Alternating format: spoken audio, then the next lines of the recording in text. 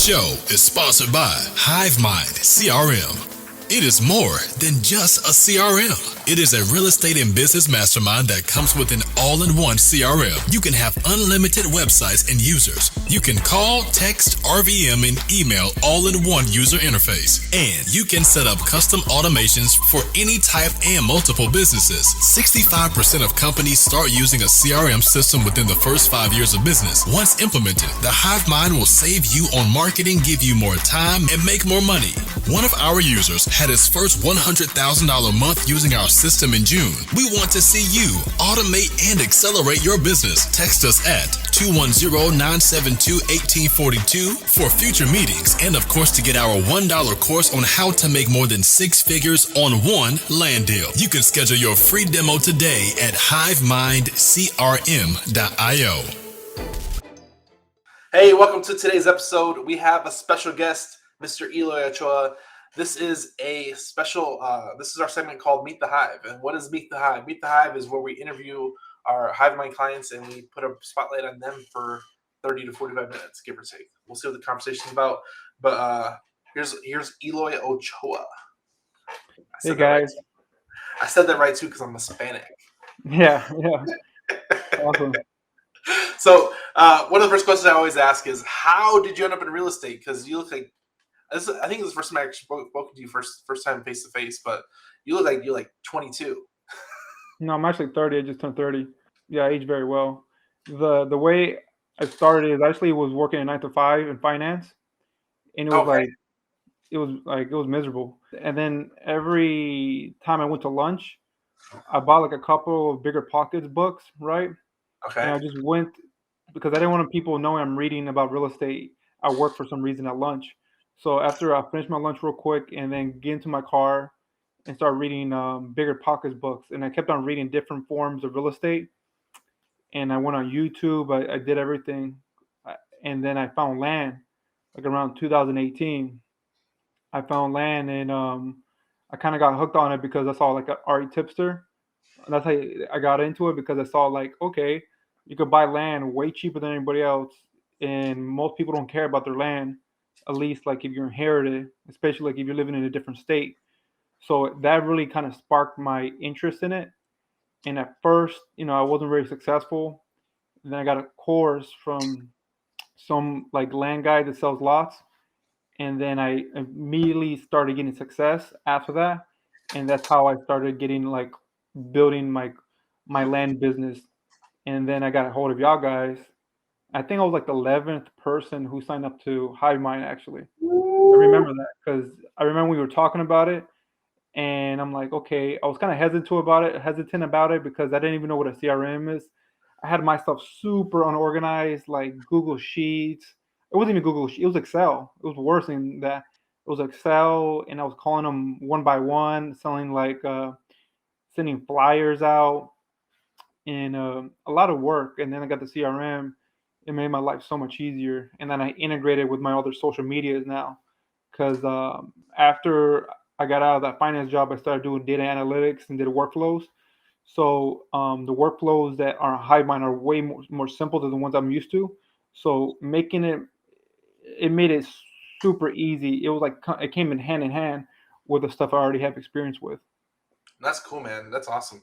So how long have you been in full-time real estate? Because I think you've been in real estate longer than me. No, I haven't been, because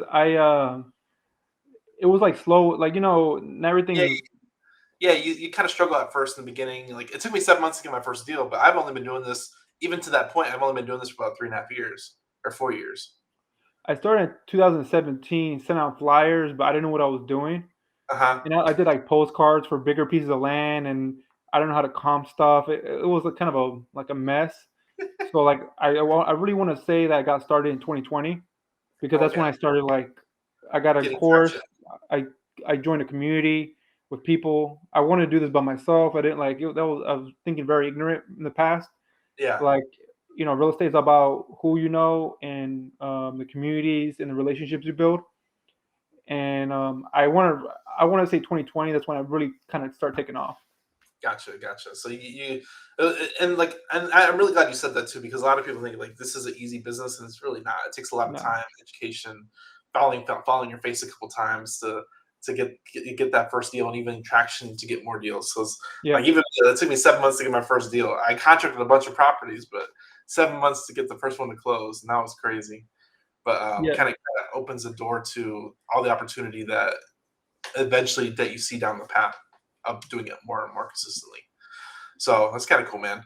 So 2020, I'm actually 30 years old too. I actually wanted to mention that. So Yeah. I just turned 30. So yeah. congrats, man. It's cool, man. So one of the things that I really want to cover is like, because there's like real estate is so broad, and even land real estate you can get kind of niche down. Yeah. So tell us a little bit like what's your strategy in land, because I think we do the opposite of you, but tell us what's your strategy in land right now, and what markets you trying to do that in as well. Yeah, my strategy is vacant lots. I think a lot of people do vacant lots, and the way I think I do a little bit differently than other people is I'm more open to doing JVs because I develop relationships in Nice. Southwest Florida. I live close to Southwest Florida, like an hour away from the major markets, either way, and I have family who work in the markets as well, so I can build relationships with them and branch out from there. And another way I do it is people who clear lots. I have an uncle that clears lots, and he gives me leads sometimes, right? So that could be a nugget if anybody's looking for it. And sometimes I just drive around because some of the best buyers are the buyers who don't have, buy like 100 lots. Is the people who buy maybe 5 or 6 lots a month. Mm-hmm. They can pay higher prices, and the negotiation is not that tough. And most likely you use your own title company. Like the terms are a lot better with smaller buyers. So the way I do it is I develop a really good strong buyer base in Southwest Florida, and then I use Hivemind for example. I've done like I think 5 or 6 deals, JV deals, like consistent, more than one JV deals with 6 different like Hive members, and I use the networking to do JVs and move properties. So like if they have a property under contract and they can't move it, I'll use my like Rolodex of buyers and send it out in a mass email. And then usually I know if it's a good deal or not if they respond, because I have like so many buyers. If they respond and they're interested, that means it's a decent deal, right? If they don't respond at all, most Uh-huh. likely I can't move it. Because when it was in the high, I could move stuff within 48 hours. Now it's a little bit longer. That the market's kind of shifted, but I remember it was so easy because I already developed these relationships like in the beginning of 2020. So something I really want to dig in on is that most people relate it to like single family, where like there's different buyers, different price points, Yeah, and I really want to hit on that too, because like if you find a landlord that does their own construction, they can usually pay more for that yeah, property. I think you found that kind of.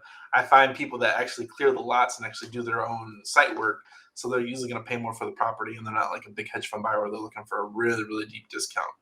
yeah. A lot of hedge fund buyers also get loans. They pull loans, so a lot of them they don't like doing double closes. I mean, they don't like doing assignments because it's gonna look bad on them, right? So they rather do just double closes because they don't want to have that big assignment fee because the bank is not gonna pay it. They have to pay it out of pocket. So those big hedge funds or those not even big hedge funds, just there's a lot of people who are just pulling money to get money together, and they're pulling bank loans for every single project. And assignments, they don't like doing assignments, and they rather you do a double close, which is not bad, but you're going to pay a little bit more to complete the transaction. Yeah. Um, yeah, and I also I go to these markets, and I'm probably not going to do this much anymore because I'm trying to scale. But I used to go because I could speak Spanish. I used to go just drive around construction sites of new like builds. If I see the duplex, I know what kind of buyer that is. If I know it's a single family, I know what kind of buyers. I just ask the guys, hey, who's your boss? In Spanish, whatever. And sometimes Was they it? just simply Was don't. that? Yeah, basically, yeah.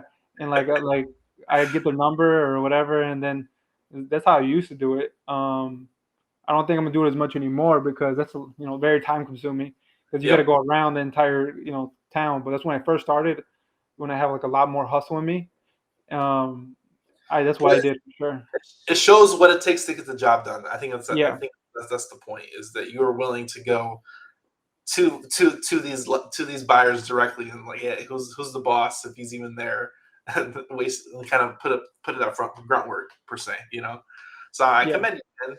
And like a lot of people aren't willing to do the work. They're not willing to do the work, so it shows that you got something different than you. One thing I want to ask is like, do you sell? Are your buyers mostly Hispanic buyers, and your sellers mostly Hispanic buyers, or you get a combination of both? Or you see like which way do More, you? it's been more now Hispanic because the other buyers I sold to everybody, but I think it's more and more Hispanic now, especially the market's downturning because the only ones who are still wanting to build here are the people who want to build to keep instead of sell. And Southwest Florida is growing pretty quickly, and a lot of them are coming from Miami. A lot of buyers are coming from Miami. Um, a thing that I've been noticing is like real estate agents would talk to people that live in South America, and they pull their money together and like make a kind of a fund, and then get real estate agents to try to buy lots for them because the inflation's so bad in South America. They're trying to protect their like the money and yeah, park it somewhere else. So that's another thing that's I think is trending upward, especially like people like Argentina. I think has like 90% inflation or something crazy like that. Don't quote me, but something really crazy. Yeah. So that's been happening more, and some of the builders who were Hispanic builders, they're getting connection with these people too. So before they used to build for their own and sell, but I mean build for their own and keep and generate income, or just flip like a single family. But now I think they're selling it to these funds. It's kind of cool how the community like works its way out in some way. And then, like one thing I like about the Hispanic community is they're really always trying to help each other out in multiple different ways. Like if they got a skill, if they got assets, they're usually trying to combine those just to make something happen. It's a real American dream for some people, to actually own Yeah, property and build property. I talk to people who don't even speak English, and they do like hundreds of projects throughout the state, or they can speak English, but it's not very good. There's people coming from all over like I got a guy who lives in Israel, and he's a buyer. I have to always message him like at 8 o'clock in the morning so he can get the message in the afternoon. So it's like that. It's like more and more people are getting into buying lots, and but not just buying lots, but buying land in general in Florida to either build it, keep it and then flip it later, or just to like park their money. And because it's a very low entry to barrier, and there's not much taxes, and then it usually appreciates more than like quicker than a house. If you like if you start building if you buy a like back in the day on Lehigh Acres a vacant lot before the pandemic, probably cost like 3 grand. Now it's depending on the area, 10 to 20 grand, right? So you could really make a decent profit, and if you just park your money there, that's another thing too.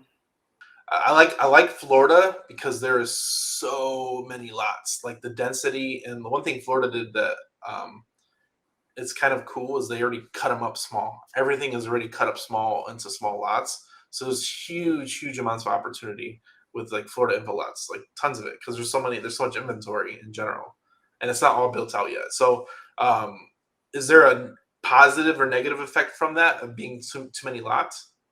I think it's a negative effect in the like in Texas or in Arizona. You go buy like a 40-acre lot and then cut it up and then sell it piece by piece, and you can make pretty good money off the pieces. Over here, it's the opposite, but in on the reverse side, it's really good because then you can get it. Um, the arbitrage is like there's more volume of arbitrage, right? If you can pick up a whole bunch of small lots, you can flip them, but I think you still make more money if you buy a big lot and then cut it up, right? It also depends what county in Florida you're at too, because you could buy some big lots like in Texas and break them up, but some of them are like agricultural. So when you break them up, you can only break them up like in some counties like 5-acre pieces, and you can only build one home there. So it's a little bit different. I think there's pluses and minuses. The plus is, if you're starting out, this is a great area to start out, because if you get a deal in a decent area, it doesn't have like in Southwest Florida, you have to worry about endangered species and wetlands. But if you get a decent lot, you could move it pretty quickly. So I really want to bring this up, endangered species. So we never deal with that much stuff in Yeah, Texas. But what's the endangered species? So I know it's like the turtles, there's the birds. yeah. What's that? In Florida, there's a lot. There's like, for example, I had like 3 lots under contract, and one of them, the best one I got, like deal wise, I was getting like $12,000 under market value. I did an endangered species study on it, and they didn't have any endangered species, but the thing it did have was a type of plant that only grows in wetland, and the property wasn't in wetland, but there's a species of plant that was in wetland, and then if you want to do any projects there, you're gonna have to pay like something to for the city or the county to basically mitigate that, like basically remove them and put them somewhere else. And the endangered species that are there are like gopher turtles, Boeing owls, blue jays, and they can be very expensive because if you do any kind of like disturb them, it's a felony. And if you want to remove them, you have to remove them per turtle or per owl, and that could cost $1,000. Like so, over here, you have to do like endangered species reports more now than ever, and also fill. There's another thing because it's so low lying. Another factor you have to put in is how low the lot is compared to the road. If it's very low, a lot of people wouldn't want to touch it because then they have to clear it. It costs a lot of money, and then they have to put up like 2 loads to make it good enough so it doesn't when it rains or floods it doesn't get flooded. There's a lot of other things. There's a lot of variables you have to put into consideration. How much how much is a species study as far as endangered species study you get done? It's not that expensive. It's like 250 to 350, like 250 to 500, depending on the company you use. Okay. And there it's like a normal thing out there to get that done. So there's probably a lot of Usually the buyers would get it done. The okay. buyers usually get it done. Yeah. So they'll get it done in title as part of like the Well, they'll do it. They'll do it during like the inspection period. If you have like a 15, 30, whatever inspection period you give, they'll usually do it in that period, and then they'll let you know right away. And sometimes if the buyer's cool enough, they'll give you a copy of the endangered species report so you can send to the seller to let them know that like, okay, we can't buy it because it has this, that, and the third. If I so was in, negotiating tool. well, I wouldn't even want to buy it because they're not going to buy it, like because then it's just a headache, and there's so many different lots. They just go move on to the next one. That's the Mm, cost of doing business for them, I guess. Because if they're getting it, $5,000 under market value, 350, that risk of 350 is nothing to them because gotcha. it's better than paying a couple $1,000s per turtle to remove them, and then you still have to clear it, you still have to do all that stuff. So that's yeah. So Florida's its own. It has its good side and bad side, but you got to It's weigh the like risk. Arizona. You have to make sure it has like water or something. Like every place, we don't have to worry about elevation. In some states you have to worry about elevation. You have to worry about if it's road access. Most of the time, you don't have to worry about those things over here. Yeah, I But got you. yeah, The different different values that you're going to look at based off your market and what you're targeting. There's a lot of cool stuff like that. I didn't know about the turtle. I knew about the turtles, but I didn't know that you have to pay per turtle. That's yeah, ridiculous. pay per turtle. Yeah, it could be very expensive. That's Very great. expensive. Yeah, So it makes sense just to let it go and move on to the next one for 100% because mess with the turtles. yeah, it could be. You get in big trouble if you mess with the gopher turtles or the Boeing owls. Big trouble. But yeah, That's and then crazy. Felony offense. I didn't know that either. I believe it's a felony. Like, don't quote me, but I believe it's a felony. I'm pretty sure it is. Because you're damaging their habitat and they're like endangered. Yeah. So one thing that's cool is I don't know if you know this, but I actually did my first deal in Florida. I lived in Georgia at the time, Yeah, and I did a lot virtually in Florida.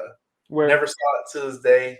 It was south of Jacksonville. I forget the little pocket town. It was like 30 minutes south of Jacksonville. I don't know what city that St. is. Augustine. No, it was past St. Augustine.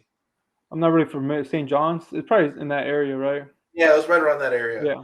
Because yeah, I think it was by St. Augustine. Now you mention it, but Yeah, it was a lot.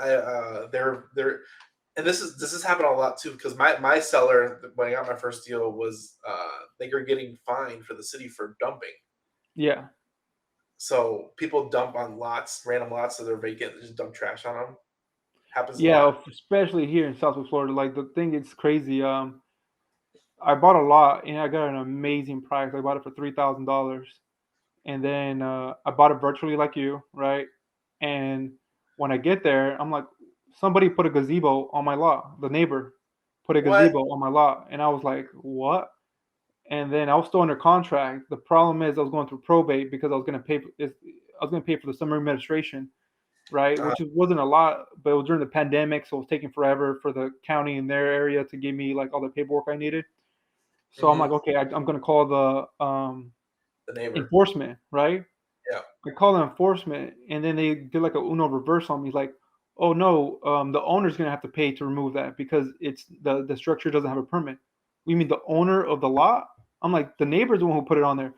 And they're like, then they started had like no recourse. We're like, okay, we'll just find both of y'all guys, and then we had the 30 days to remove it. So I Oh no. went, drove all the way to there, asked the neighbor, can you have to remove this because you're gonna get fined. I don't know how many hundreds of dollars a day per day if you don't remove it, and we're gonna get fined too. So he removed it, and then the crazy thing is, it took me a while to sell it. I sold it for $20,000 to that same neighbor. So because I was gonna sell it to somebody else, and they backed out. So he removed the gazebo, and then he eventually bought it, and then he put the gazebo back. That's funny, man. That's Yeah, that's that's an amazing story. That's an amazing story that you called the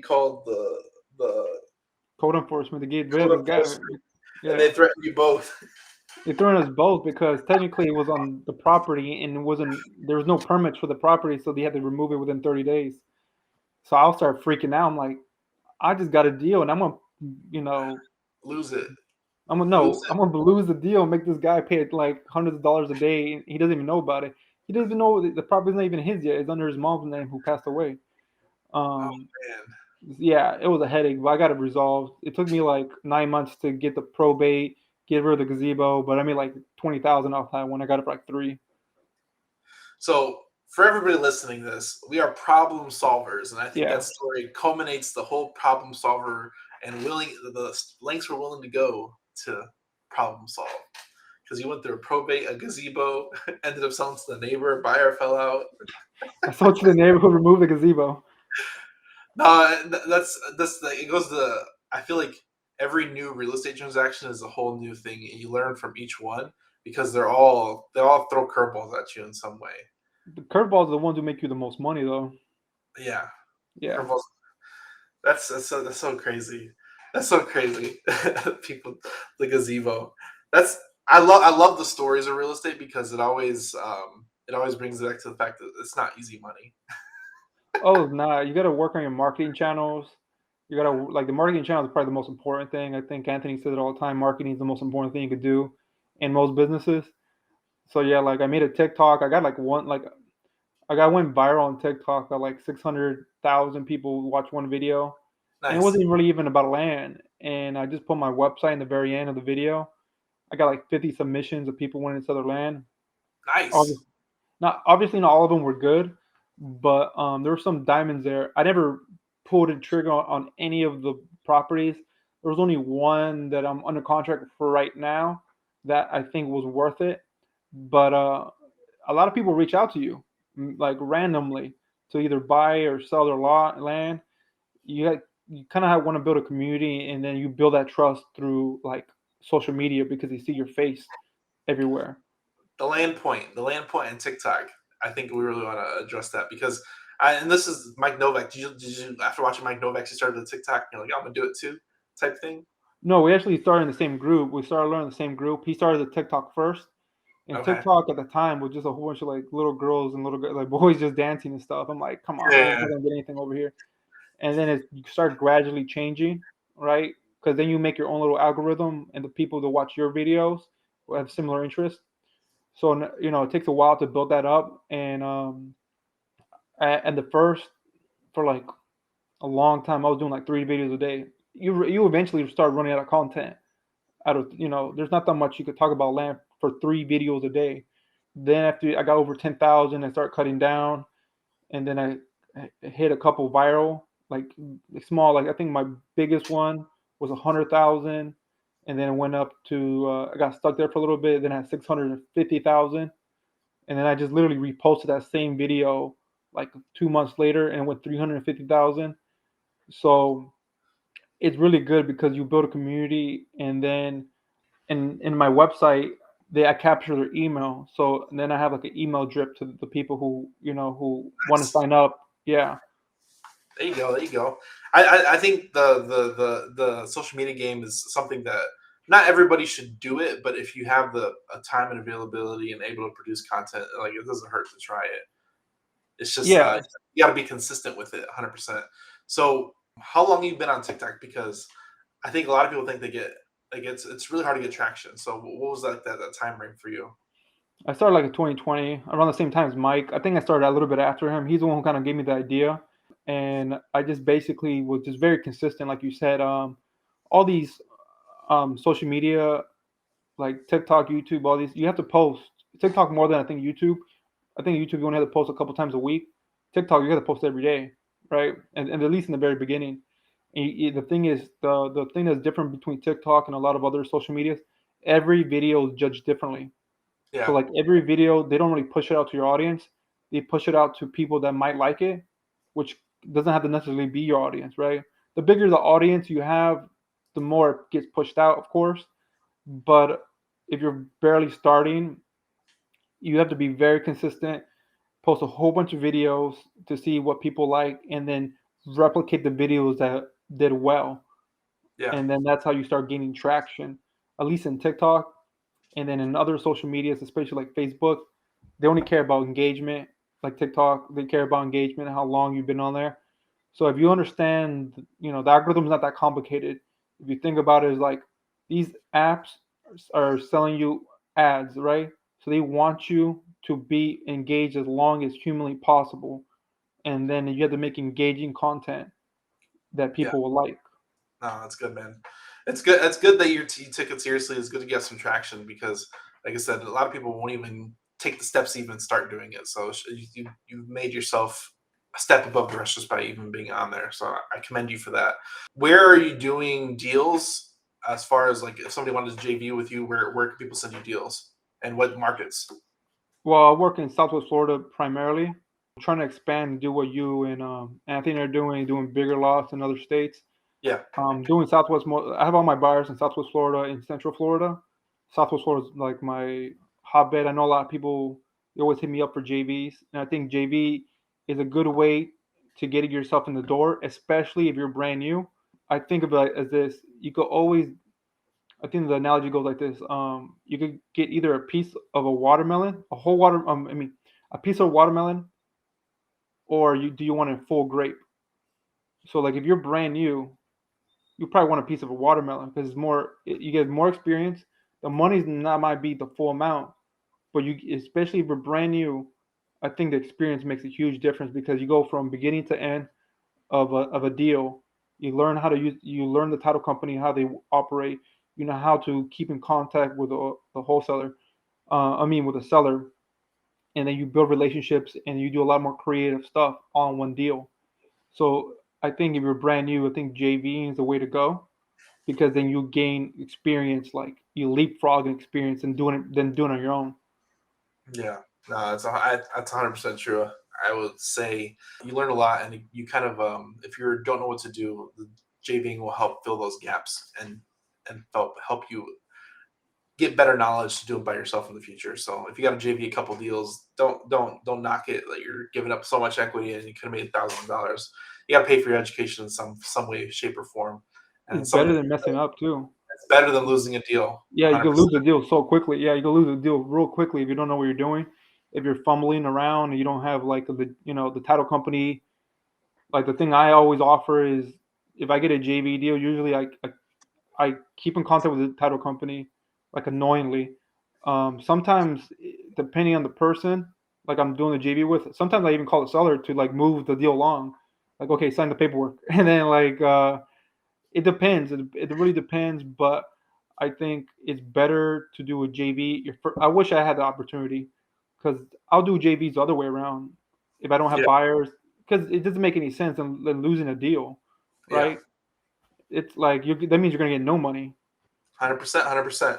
So one thing I really want to touch on is you recently did a podcast with RE Tipster Seth Williams about a transaction. Can you kind of brush over that just so they can go Yeah, check out the episode? yeah. It was funny because I'll give you like try to give you like a quick version of it. So I bought a couple lots in like Lehigh Acres, and it's not the best neighborhood, like there's crime there. But then I bought this lot, and then I went to the neighbor and asked her if she wanted to buy it. She said no, she wasn't interested. She just something happened to her, so she didn't have the funds. I was like, okay, if you know anybody's interested, just let me know. And then like a month later, she calls me like, hey, did you sell your property? I'm like, no, no. Well, I did at the time. I already had it under contract. Like, yeah, but I'm already sold it. I'm under contract. Like, well, they cleared your lot. I was like, they cleared my lot. What do you mean? Some Argentinian couple came over. They said they bought it and it cleared. Like, they're, I was doing the real estate agent, so there's no way an Argentinian couple got it. So I went because I'm only an hour away. I drove and looked at the lot. Yep, it was cleared. Somebody cleared it, and I was like freaking out. And then I'm like, did you get their information? Did you get their like, nope, they didn't. And then like a week later, some guy who's experienced real estate investor, he hit me up and said, hey, it was hard to get your phone number, but this I thought was fishy, so I found your number, but I think this guy's trying to sell your lot. I'm like, who? And then they gave me his number, and yeah, it was right. Some guy was trying to sell me his lot. And then, long story short, it was a group of people, right? Like a collective or whatever, and they like made the title company website look better than most title companies' website. They had like 4-page purchase agreements, were all legit. They were signing paperwork under my name, and then like they were making purchase agreements to multiple people. They even put my property on Zillow. They put my property on Zillow. They put it on for sellbyowner.com. I was freaking out because they were signing under my name. And then I got all their information. I like it took me for a while, but I got their IP address, their bank account. I got all their information. And then I sent it to the Florida Department of Law Enforcement. That's like one step below the FBI and one step like above like local police. And they got the case. It took them a year, but they finally caught him. But the entire like the sting, the group, they I think did it for $500,000 for these little vacant lots, like $3,000, $4,000 a piece, because they were selling to multiple people. That's It was crazy. crazy. That's crazy. So Yeah, one thing crazy about the real estate industry is like it's a double-edged sword because like you if you're using it for the right reasons, you can make a lot of money. But yeah, if you use it for the wrong reasons, you can really mess up a lot of people's yeah. day, And week, month, a year. You can mess up with a lot of people. yeah, and in that podcast, we're talking to Ari Tipster. We're talking about like the dangers of the recording office because they just record anything that comes to them, right? Yep. They're like, if they Rise see a there. notary stamp, they just push it through, and that's like if there had more checks and balances there, it might take longer to do a transaction, but these Yep. scams wouldn't be so easy to go through. I think. Do you think it's more of like they need to like digitally record more often versus physically record? Because I think that's part of the issue is that if you walk in with the paperwork, they're just gonna let it record automatically right there, then and there. Whereas if you digitally record, where not of the a lot of the states now they can digitally record, I think that would help the issue. I don't know. People are No, gonna. I don't necessarily think that because over here in Southwest Florida, they have a really robust, like maybe in like rural counties like in Texas, they probably still do paper and like very analog. But over here, they have a very robust online system. I think as a recording offices have to like because they just record everything. If everything looks right, they do it. I think you have to do something with the notaries, maybe like a digital tag for each notary. I think that's like the way you could do it. The way I think they could fix it is having a better system for the notaries throughout the Yeah. country. Make it like you know how the FBI had after all those things in the 70s, they had a more robust system that you could check everything online a lot quicker. I'm pretty sure that the notaries probably have that, but Mm. because now they're doing online notaries, and I think that's making the situation worse, especially with these scammers. Now, because I've even bought up I bought two properties recently, and now the county sends everybody who owns property this like flyer of like, okay, this is how you could check if there's any transfer of title on your property. So you get notification alerts now. The county set it up, but this is a Okay. bigger county.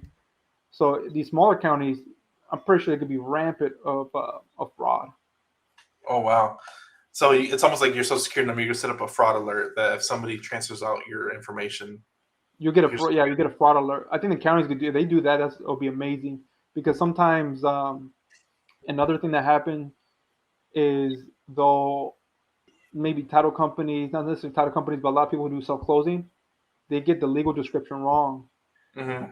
and put it for another like property, and now it puts cloud on the title, and they have to Mm. do this a lot of work to remove it, or they could just sign off. That actually happened to me. Somebody accidentally put my property legal description to theirs, and it clouded both of our titles. Oh no. And Ah. I had to sign off on their paperwork because like legally I'm the first one on the thing, so I have like first right, even though they actually bought it. So it was a pretty bad situation with those guys, but I signed off and gave it to them. But Legal descriptions are important for everybody they're listening. more important than the actual address. They're, That's they're great. more important than actual. The legal description is actually more important than the address on the deed because they That's go great. off legal description. They don't go off address. Yeah, because most, especially in Florida, they don't even have addresses. Yeah, most yeah. Well, depends. Some counties have an address for a lot, but a lot of them don't. So they go by the legal description. 100%, 100%. Yeah. So, man, so we towards the end of the show, I can answer this question, but what is a quote that is yours or somebody else's that you resonate with? That one about the grapefruit and I mean not grapefruit from the grape and the watermelon. Yep. I'd rather have a piece of a watermelon than a full grape because Yeah. that means you're working with other people. You're gonna get more either value, community. Like when I try to do stuff on my own, it's an uphill battle, right? You have a lot of deficits you don't know about, like maybe the market, how things are run, and like if I did a deal in Texas, I'll talk to you guys because I don't know the Yeah. laws in Texas. I don't know anything. It's better to work with the community and people than do it on your own and get all the money because then the likelihood of you messing up, the deal falling through is going to be a lot higher. Yeah. Yeah. 100%. 100%. There's I've heard that a lot from Tim Bratz, and I don't know if he's Yeah, the one that created it, but I've heard that one from Tim Bratz. He says that a lot, and we actually had him on the show. A awesome. few, yeah, on the show a while ago, but he says that quote a lot, but I don't even know where it came from. I have to look it up and maybe see if somebody else said it. But I heard I think from one of these community groups, and that really does resonate with me because I'm like I was doing it the dumb way for like 2 years, suffering, like not knowing anybody in my community. Now I'm like, I know a little bit, and then people recommend me that have never even done deals with me, just because I know I do deals in Southwest Florida. it's the power of community, man. The Yeah, power of community. One thing that's I think it's really cool is that like whenever somebody, oh, I have a deal in South Florida, I'm like I tag everybody from South Florida. I mean, I tag yeah, you everybody do that. from the Florida group because like for me, it's like it's more benefit to the group as a whole, whether you help them or I help them. And if it's just me tagging you, I'm helping in some way. So I'm always keeping an eye out for that, and I think it's cool about the community. Community is such a cool um, thing to um, help out in your own way. Because even you, like I said, you help out my community by contributing. I help out you by contributing in by Yeah, submitting your name. So it's a give and a take on both sides, and it's just the power of community. it gives you more legitimacy as a group, and it gives you more how do you like more like for you, you might not gain financially, but the people are going to use your group more, right? Being more engaged, which is very important. And then for me, obviously, I'll gain financially, but I also build connections as well. It makes everybody it's like almost like a referral based system. It kind of legitimizes people on both sides. So I never asked this question before, but Is there someone in the group that you've really established well with since you joined Hivemind? Yeah, a couple people. You know, I knew Mike Novak for a while. Yasir, I've done deals with Yasir. Mason, Chris. I'm pretty sure I'm forgetting more people. But I've done deals. But then I already knew Mike before, Yeah, but I got closer to him in the group, and then obviously Yasir, I got him a lot closer to him in the group as well. Mike Horon as well. I knew him from another group, but because we're on the same calls all the time, yeah, we're always in the same things because of these community groups. So, these groups are really, really good for everybody to grow yeah, and to learn new things. And like, I'm trying to pivot into bigger lots than you guys are. I know you yeah. guys are trying to pivot a little bit to like the smaller lots to get like cash flow coming in. So it kind of works in both directions actually. So I can learn from you guys. There you go. There you go. Well, definitely, I appreciate you coming on, man. I hope people have learned something from this episode just because we covered a lot of different stuff about intricacies and infill lots in Florida. So I'll probably name it something to that effect. But I appreciate you coming on and giving up your time. And definitely check out his other episode he did with Ari Tipster about the more in detail coverage of that fraud in Yeah, that Florida. one's crazy. Yeah. That's crazy. Definitely Yeah. go check out that episode. But appreciate you coming on. Definitely good episode, man. I hope you all enjoyed it. Any final words, Eloy? I just want to thank you and Anthony about like giving me the opportunity to even be on the podcast and also about giving me the opportunity for like Hivemind. Because if I wasn't for Hivemind, I'll be for sure a lot poorer than before. Because I did so many JV deals with people on from Hivemind that I don't think I would have done. And I kind of opened up more because of the community. Because when you're talking all the time to these people, like back when the clubhouse thing was very active, you build trust, and I for sure would have been poorer before. Like I mean, like Hive Mind was one of the reasons of my upswing. Well, I appreciate you saying that, man. That's one of our goals is that we want to make the people around us richer. So I'm glad we Yeah, contribute in some way, even like if yeah, even if it's just a little bit. I'm happy about that. So I'm glad you said that. That's dope. yeah, for sure, yeah. The show is sponsored by The List Guys. Do you need more leads in your local or virtual market? 1 in 10 small businesses don't invest in any kind of marketing. The List Guys have over 35 plus list types to choose from, and you can mix and match any list or criteria. We also use the skip trace list and provide up to 7 numbers and email addresses. Every list you purchase will be scrubbed against previous purchases. The List Guys are here to save you time. Contact the List Guys today at www.1listguys.com. That's www.1listguys.com. Thanks for joining us on this episode. If you enjoyed listening to this episode, check us out on all platforms. Go like, subscribe, go JV with Eloy here. Go find a deal for him and help make some money together here in the group. We appreciate everybody who contributes. It's not really about us. It's about the group and how we contribute. So every little small decision helps out and it's better in general. Thanks for coming out. We'll see you on the next episode. Thanks for tuning in. Have a great day, guys.